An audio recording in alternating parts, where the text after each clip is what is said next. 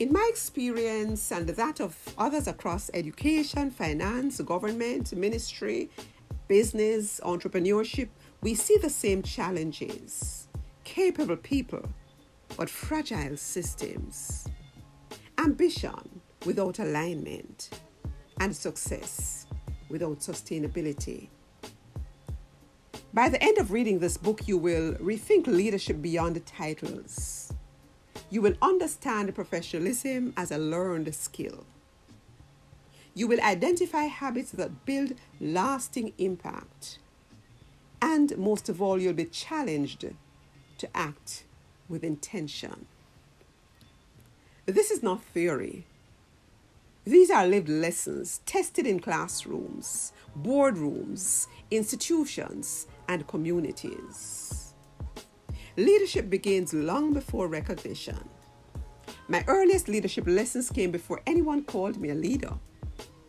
They came through training, discipline, observation, and service long before I had been given the authority to lead. For graduates and early career professionals reading this book, there is an important lesson here. Your first workplace matters more than you think. Not because it defines your destiny, but because it shapes your habits, expectations, and sense of possibility. So seek out environments that train you well, stretch you responsibly, and allow you to see yourself as capable before you even feel fully ready. For employers and leaders, the lesson is equally clear. The way you treat and train your youngest or newest employees may just determine who they become, not just in your organization, but in the world. You are creating the leaders of the future.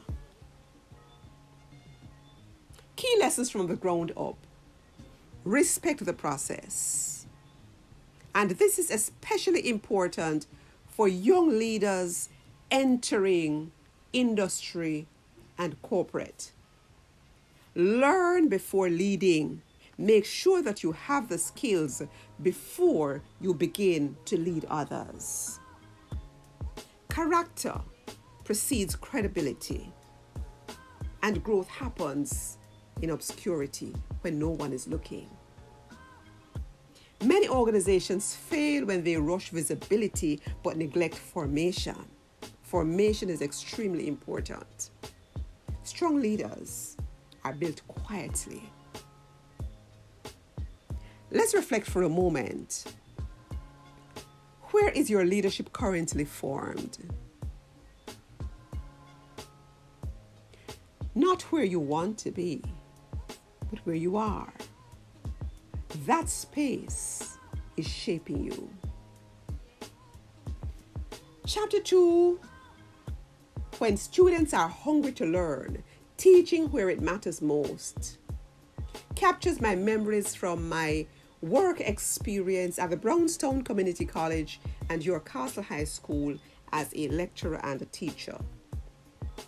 The core lesson in this chapter is that education changes lives most profoundly when lecturers or teachers see students not as numbers, but as possibilities.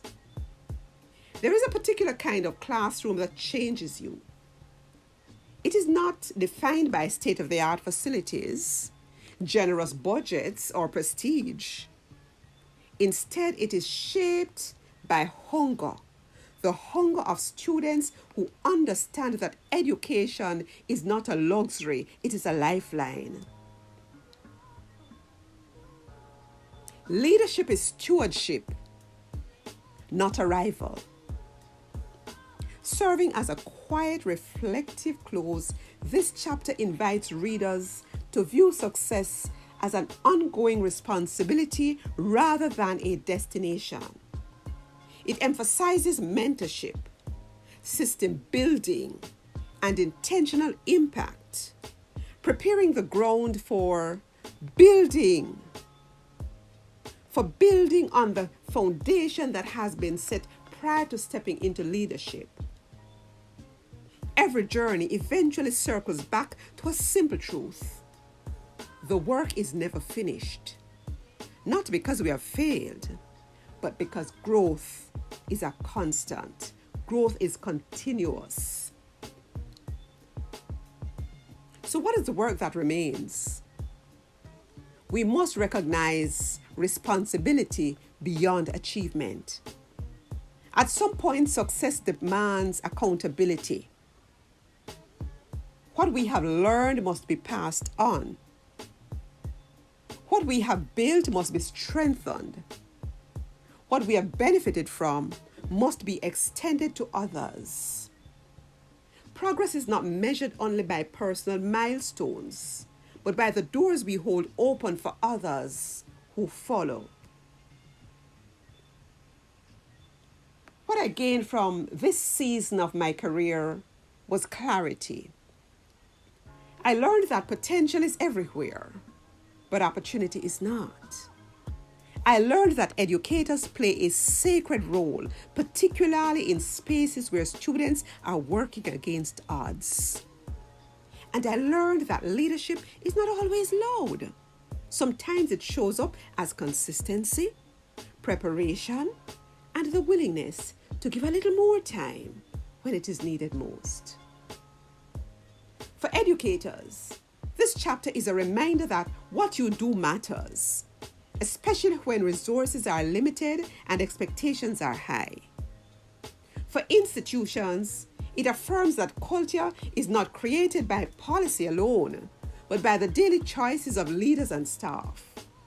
And for students, particularly those who feel unseen or underestimated, it is proof that hunger, when met with opportunity and support, can become a catalyst for transformation. What are the lessons that we are carrying forward from chapter 2? Readers may recognize parts of their own stories within these pages. The early uncertainty, the learning curves, the moments of affirmation, and the difficult decisions made to preserve integrity. These shared experiences remind us that professional journeys are deeply human journeys. Titles change, institutions evolve, but character endures. Protect your character. The invitation is simple. Walk forward with intention. Let excellence be your standard. Let integrity be your anchor. Let impact be your measure. And let the work that remains be guided by wisdom, compassion, and courage.